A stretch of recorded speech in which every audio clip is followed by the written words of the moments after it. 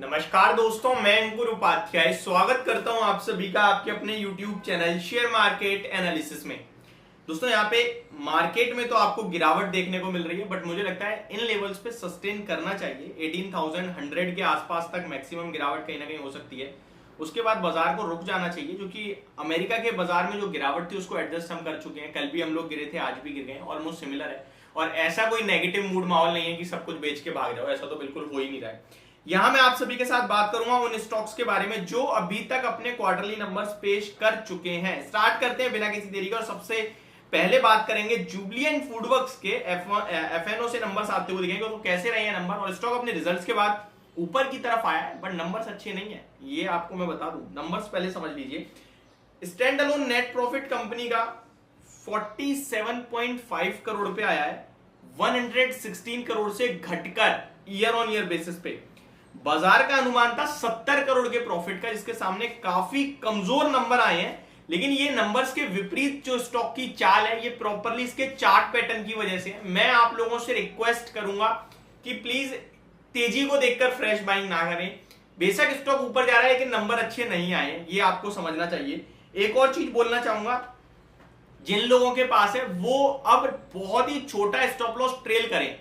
मैंने भी इस स्टॉक में बाय की रिकमेंडेशन दी थी, आप सभी के साथ व्यू शेयर कर रहा था 456 के स्टॉप लॉस के साथ। मैं कहूंगा कि आप अपना एसएल बिल्कुल अपनी बाइंग के पास ले आए, या फिर जहां लेवल ट्रेड कर रहा है उससे 2-4 पॉइंट नीचे रख के ट्रेड करते रहें, क्योंकि इसके नंबर्स अच्छे नहीं आए हैं। ऊपर जाना है, जाने दो, रॉन्ग जा रहा है जाने दो, आप ट्रेल करो, ठीक है। बुक मत करो, ट्रेल करो। ट्रेल और बुक में फर्क होता है, तो ये मैं आपसे कहूंगा। आगे कामकाजी मुनाफा देखें तो 252 करोड़ पे आया है, 289 करोड़ से घटकर। बाजार का अनुमान 260 करोड़ था, इससे भी कमजोर है। एबिटा मार्जिन 20.14% के आए हैं, 25% से घटकर। बाजार का अनुमान 20.7% का था, तो ये भी खराब। रेवेन्यू थोड़ा सा बढ़ता हुआ दिखा है, 1160 करोड़ से बढ़कर 1252 करोड़ का आया, बट नंबर खराब ही दिख रहे हैं। कंपनी ने 1 रुपए 20 पैसे का डिविडेंड भी दिया है। Company has recorded an impairment charge of 200 million in current quarter. तो इम्पेयरमेंट चार्ज भी 200 मिलियन 20 करोड़ हो गया। अगर मैं 20 करोड़ को 67 करोड़, अगर ये इम्पेयरमेंट चार्ज हटाएंगे ना, तो एग्जैक्टली अनुमान के हिसाब से आ गए हैं। वैसे 67 करोड़ का प्रॉफिट हो जाएगा, 70 करोड़ का बाजार का अनुमान था, तो ऑलमोस्ट सिमिलर हो जाएंगे। बट फिर भी इस नंबर को मैं तो थोड़ा स्लाइटली नेगेटिव ही मानूंगा। आगे बढ़ते हैं और नंबर्स के बारे में बात करें जिसपे रिएक्शन आ रहा है, वहां दिव्यानी इंटरनेशनल 4.5% की गिरावट है। नंबर्स की बात कर लेते हैं।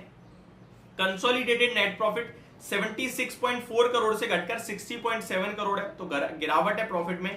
रेवेन्यू 590 करोड़ के सामने 750 करोड़ का है, तो रेवेन्यू तो बढ़कर आया है, 590 करोड़ से बढ़कर 750 करोड़ का आया है। कामकाजी मुनाफा 140 करोड़ से बढ़कर 150 करोड़ का आया है। एबिटा मार्जिन्स में बड़ी गिरावट है, 23.65% से घटकर 19.95% पे, तो यहाँ पे गिरावट है। 174 पे स्टॉक ट्रेड कर रहा है, एक रेंज प्ले होती है, अगर नीचे दोबारा 150 के आसपास आता है तो आप लेने के मौके भी ढूंढ सकते हैं इस स्टॉक में। नेक्स्ट स्टॉक है जो अपने नंबर्स के बाद 13.5% भागा है, स्टॉक का नाम है काइंस टेक्नोलॉजी। नंबर्स देख लेते हैं। कंपनी का प्रॉफिट 20 करोड़ से बढ़कर 41 करोड़ का हो गया, डबल हो गया साल दर साल। और क्वार्टर ऑन क्वार्टर भी 22.9 यानी 23 करोड़ से बढ़कर 41 करोड़, तो नंबर शानदार लग रहे हैं। इसी की वजह से स्टॉक भागता हुआ दिख रहा है आपको 13% की शानदार तेजी में। LIC हाउसिंग फाइनेंस, इसने धोखा दे दिया है, 6.5% ऑलमोस्ट क्रैश हो गया है, लेकिन कंपनी ने डिविडेंड बढ़िया दिया है, 8.5 रुपए पर शेयर का। कंपनी का मुनाफा देखें तो बाजार के अनुमान से तो बहुत अच्छा है, उसके बावजूद गिरावट है, क्योंकि स्टॉक कल चला था। मुझे लगता है बेचना नहीं चाहिए, इनफैक्ट खरीदने के मौके ही ढूंढे इस स्टॉक में। एक बार मैं रिपीट करूं, मुनाफा तो 1119 करोड़ के सामने 1180 करोड़ का आया, बाजार का अनुमान 776 करोड़ के प्रॉफिट का था, तो उससे बहुत ऊपर है। कंपनी का इंटरेस्ट की बात करें तो 189 करोड़ से बढ़कर 6373 करोड़ पे आया है, तो ये भी बढ़िया है। एनएनपी और जीएनपी की बात करें तो एनएनपी 2.40% से बढ़ गए हैं, तो ये थोड़ा नेगेटिव है, 2.5% पे आए हैं। और जीएनपी 4.76% से घटकर 4.41%, ये ठीक है। ओबरॉय रियलिटी अपने नंबर्स के बाद 5% क्रैश हो गया, इसके बारे में मैं आपके साथ ऑलरेडी डिस्कस कर चुका हूं। नेक्स्ट स्टॉक जिसके नंबर्स आते हुए दिखे वो है रैमको सीमेंट। स्टॉक अपने नंबर्स के बाद 5%, 5.5% क्रैश हो गया है।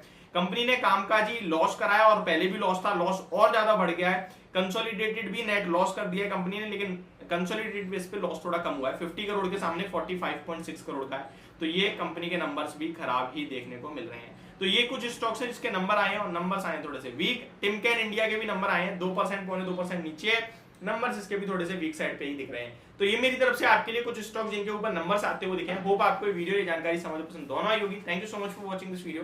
Have a great day guys.